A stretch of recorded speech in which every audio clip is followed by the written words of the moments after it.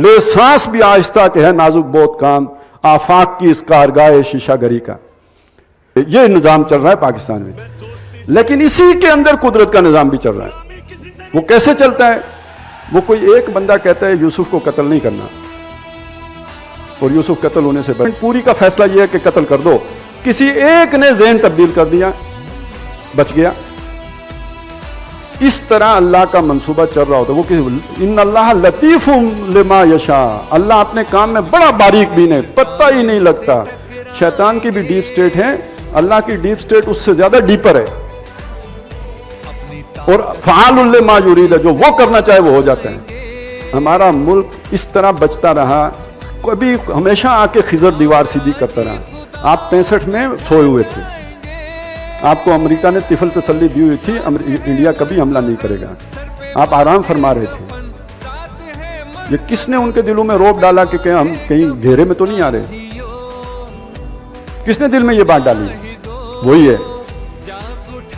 आपने तो करप्शन में सब कुछ कर लिया, लेकिन आप साइकिल भी नहीं बना सके, पर एटम बम बन गया। वैसे मैं तो सोचता हूं इसलिए बनाया ताकि हमें लड़ना ना पड़े।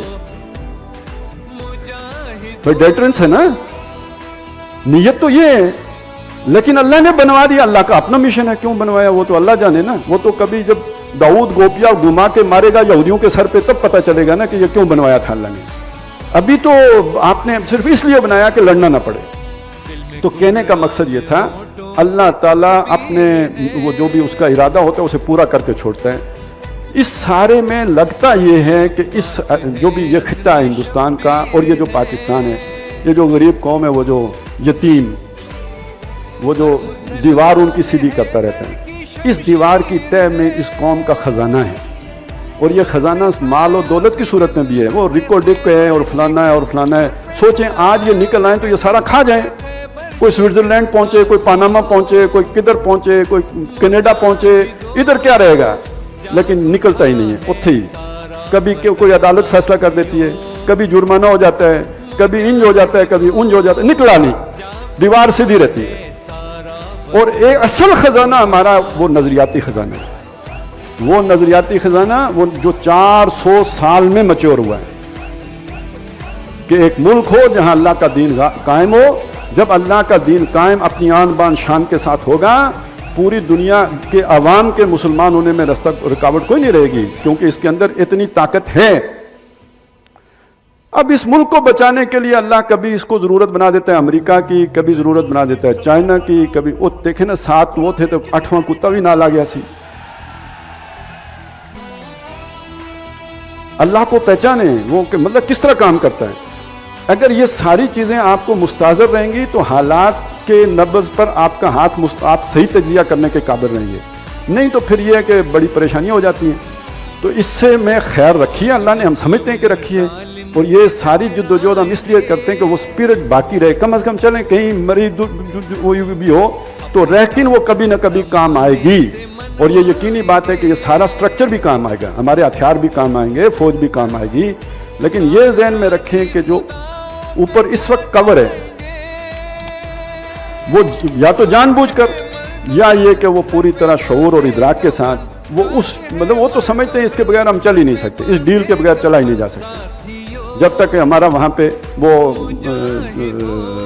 ताल्लुक न बनाओ, मगरिब के बगैर हम आइसोलेशन, अकेले चल ही नहीं सकते। मगरिब से बगावत कोई नहीं करता। ये तो ऐसे ही बातें होती हैं। जब अपने हाथ से इक़्तिदार जाता है तो मगरिब से बगावत की सोचें आती हैं। अयूब खान ने भी किताब लिखी थी, फ्रेंड्स नॉट मास्टर। आखिरी वक्त में फटने से पहले ज़ियाउल हक साहब भी कुछ ऐसा सोचने लग पड़े थे।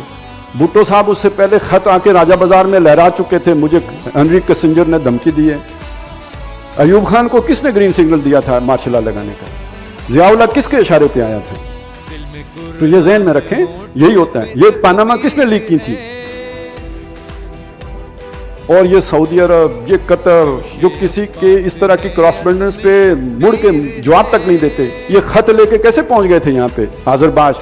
ये 12 बजे रात ये अदालतें नहीं खुलती, लंबे लंबे शहजादों की भी दौड़ें लगती हैं जब उस आसमान से वही आती है कि जिसके साथ वो मुतल्लिक होते हैं। تو یہ ہمیشہ سازشوں سے ہوتا ہے، لیکن ہم سمجھتے ہیں کہ اللہ تعالیٰ کوئی بہت بڑا جو بھی اس علاقے سے اللہ کا ایک منصوبہ وابستہ ہے، اور وہ جو میں بھی حیرت ہوں کہ دنیا کیا سے کیا ہو جائے گی، اس کا آغاز یہاں سے ہونا ہے۔ اب وہ دیوار کب گرتی ہے اور خزانہ کب نکلتا ہے ہم نہیں جانتے، جب تک وہ خزانہ ہے میں اللہ نے رکھنا ہے تب تک دیوار کو سیدھا کرتا رہے گا، اور جب وہ سمجھے گا کہ بھئی اب یہ کام جو ہے وہ پورا ہو گیا، وہ بڑے ہو گئے ہیں بچے اور سیانے ہو گئے ہیں، تو اس وقت وہ جو خزانہ پھر ٹھیک ہے، اس وقت دیوار بھی ہو سکتا ہے گر پڑے، لیکن جب دیوار گرے گی نا تو پھر وہ رکے گا نہیں سلسلہ، پھر پورے ہندوستان پر ہی نہیں پوری دنیا پر اسلام کا غلبہ ہونا ہوگا، یہ تب گرے گی، اس سے پہلے اللہ اسے محفوظ رکھیں گے۔ سبحان اللہ والحمد للہ